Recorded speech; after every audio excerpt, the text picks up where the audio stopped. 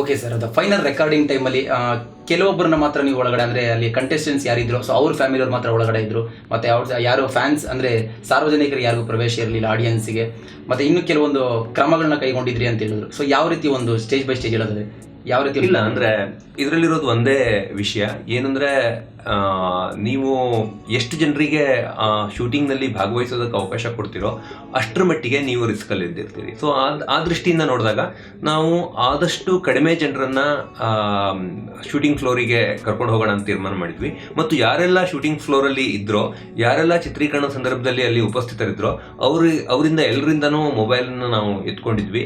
ಮೊಬೈಲನ್ನು ಎತ್ಕೊಂಡಿದ್ದಲ್ಲದೆ ಅವರಿಗೆ ಶೂಟ್ ಮುಗಿದ ಮೇಲೆ, ಚಿತ್ರೀಕರಣ ಮುಗಿದ ಮೇಲೆ ಟೆಲಿಕಾಸ್ಟ್ ಮುಗಿಯೋವರೆಗೂ ಅವರನ್ನು ಅದೇ ಜಾಗದಲ್ಲಿ ಉಳಿಸ್ಕೊಂಡಿದ್ವಿ. ಈ ಕಾರಣದಿಂದ ಗೌಪ್ಯತೆಯನ್ನು ಉಳಿಸ್ಕೊಳ್ಳೋದು ಈ ಸಾರಿ ನಮ್ಗೆ ಸಾಧ್ಯ ಆಯಿತು.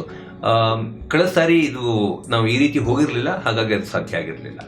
ಓಕೆ ಸರ್, ಕೆಲವೊಂದು ನಾವು ಗಮನಿಸಿದ್ವಿ ಫೈನಲ್ ಮೊದಲನೇ ದಿನ ತುಂಬ ನೀಟಾಗಿ ಹೋಯಿತು, ಬಟ್ ಎರಡನೇ ದಿನ ಕೆಲವೊಂದು ಮಧ್ಯದಲ್ಲಿ ಸಾಂಗ್ಸ್ ಬರೋದು ಮತ್ತು ಈ ಪ್ರೋಮೋ ಎಲ್ಲ ಪ್ಲೇ ಆಗ್ತಾ ಇತ್ತು. ಸೊ ಅದು ಏನಕ್ಕೆ ಅಂತ?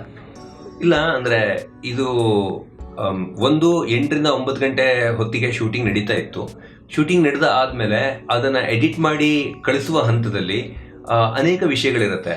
ಒಂದು ನಮ್ಮ ಬಿಡದಿಯಿಂದ ಮೊದಲು ಎಡಿಟ್ ಆಗಿರುವ ಫೈಲು ಮುಂಬೈಗೆ ಹೋಗಬೇಕು. ಮುಂಬೈಯಿಂದ ನಮ್ಮ ಟೆಲಿಕಾಸ್ಟ್ ಆಗೋದು, ಅಪ್ಲಿಂಕ್ ಆಗೋದು ಡೆಲ್ಲಿಯಲ್ಲಿ, ನೋಯ್ಡಾದಲ್ಲಿ, ಅಲ್ಲಿಗೆ ಹೋಗಬೇಕು.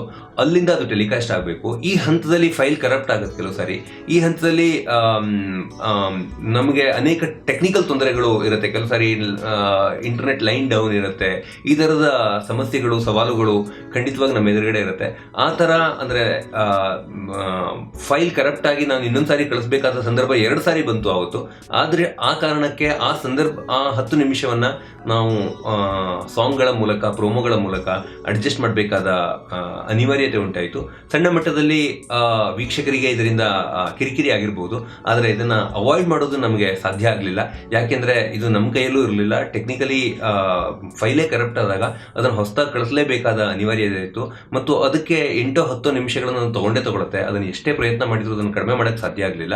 ಸೊ ಆ ದಿನ ಫಿನಾಲೆ ಸಂದರ್ಭದಲ್ಲಿ ಈ 8-10 ನಿಮಿಷಗಳ ತೊಂದರೆಗೆ ನಾವು ನಿಜವಾಗ್ಲೂ ಕ್ಷಮೆ ಕೇಳ್ತೀವಿ ವೀಕ್ಷಕರಿಗೆ. ಅದು ಉದ್ದೇಶಪೂರ್ವಕವಾಗಿ ಮಾಡಿದ್ದಲ್ಲ. ಅವತ್ತು ಅದನ್ನು ಅವಾಯ್ಡ್ ಮಾಡೋದು ನಮಗೆ ಸಾಧ್ಯ ಆಗಲಿಲ್ಲ. ಹಾಯ್, ಎಲ್ಲ ಸ್ಯಾಂಡಲ್ವುಡ್ ಮೂವೀಸ್ ಅಪ್ಡೇಟ್ಸ್ಗೆ ಪ್ಲಸ್ ನನ್ನ ಮೂವೀಸ್ ಅಪ್ಡೇಟ್ಸ್ಗೆ ಪ್ಲೀಸ್ ಎಲ್ಲರೂ ನೋಡ್ತಾ ಇರಿ ಫಿಲ್ಮಿ ಬೀಟ್ ಆ್ಯಂಡ್ ದಯವಿಟ್ಟು ಸಬ್ಸ್ಕ್ರೈಬ್ ಮಾಡಿ.